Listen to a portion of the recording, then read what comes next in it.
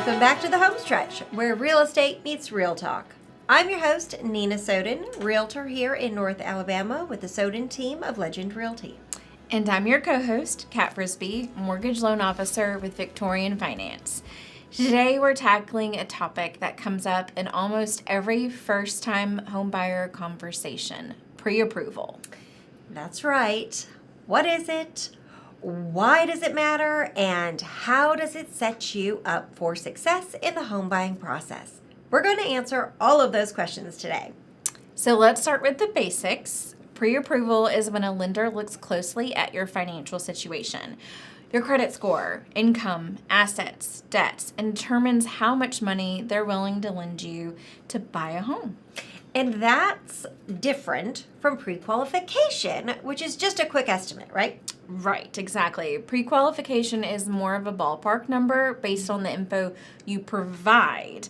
Pre-approval goes deeper. The lender actually verifies your financial documents.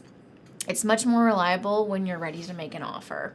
Okay, so Kat, why is pre-approval so important for buyers? There are a few reasons. First, it gives you clarity. You'll know your budget before you start shopping, so you don't waste time looking at homes you can't afford. Second, it gives you credibility. Sellers and listing agents take your offer more seriously when you've got a pre-approval letter in hand. It shows you're not just browsing, you're ready and qualified to buy. And third, it gives you a head start. When the right house comes along, you can move quickly with confidence. In a competitive market, that can make the difference between winning the home or losing out. Okay, let's talk about what buyers need to actually get pre-approved. Great question. So here's the list. Recent pay stubs, W-2s, or tax returns, usually the last 2 years, bank statements, proof of assets like savings, retirement, or investment accounts, your ID, and social security number.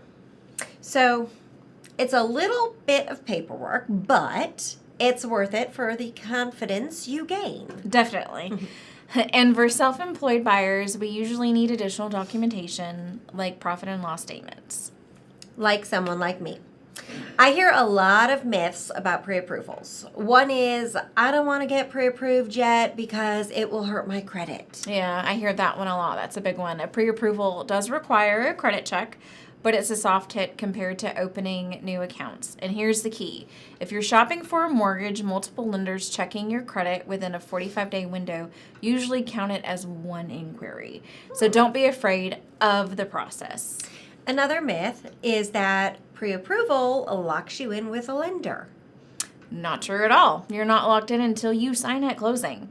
Pre-approval just shows you're qualified, but you can still compare lenders for the best rates and terms. Wonderful. Okay, so Kat, once someone gets pre-approved, how long does that take? Most last? Yeah, so most pre-approvals are usually good about 60 to 90 days. After that, we'll need to refresh your documents, but if your financial situation hasn't changed, it's usually a simple update. So to recap, pre-approval is an essential step before house hunting.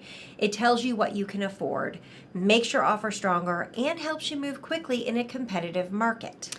And it's not something to be afraid of. It's actually one of the most empowering steps you can take as a buyer. That wraps up today's episode of the Home Stretch. If you're ready to start your home buying journey, step 1 is getting pre-approved, and Kat can help you with that. Absolutely. Reach out anytime and let's get you set up for success. Don't forget to subscribe to the podcast, leave us a review, and share this with a friend who's thinking about buying a home. All right, thanks for tuning in. Until next time, I'm Nina Soden. And I'm Kat Frisby. This has been the Home Stretch. The Home Stretch.